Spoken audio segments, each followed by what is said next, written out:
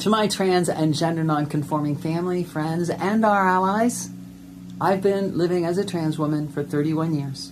Not performing or experimenting, just living. Raising a daughter, playing music, building a career, loving people and losing people, surviving things that would have broken someone who didn't know exactly who she was. And from where I stand with 31 years of receipts, I'm here to tell you something. I'm not scared, and you shouldn't be either. Here's what I've learned about human beings. We don't mobilize against things that don't matter. We don't write laws about things that don't exist or dedicate our lives to defeating something that has no power over us. The intensity of this opposition is a confession of our significance. And I want to talk about something that doesn't come up nearly enough because it should stop every critic cold.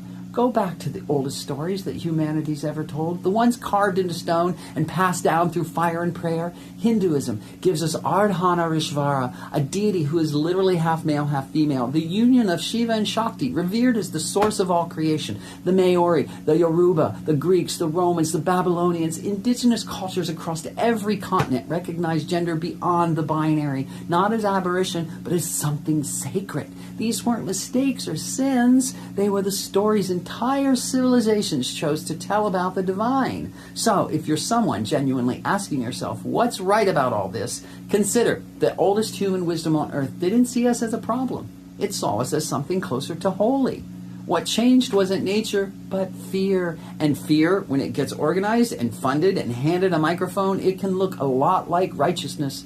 I've watched that happen for 3 decades. I know what it looks like, it sounds like, and I know what it costs. But here's what fear can't do. It can't rewrite what's woven into human experience across thousands of years or walk into a classroom and convince a kid who knows exactly who she is that she's wrong about herself. I know because I was that kid and nobody could convince me either. To my trans and gender non-conforming family, you're not a symptom of broken culture. You're evidence of how rich and complex and stubbornly beautiful human beings have always been. And to the ally standing with us, your instinct is correct. History will be very clear about which side of this moment you chose. And to anyone still deciding what they believe, we're not asking you to understand everything overnight.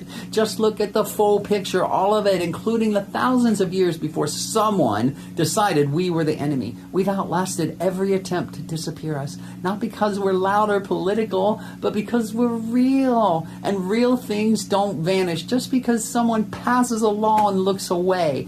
31 years taught me that, and I'm just getting warmed up. I love you, I choose you, I love me, and I choose me. Stay in the boat, stay on the path.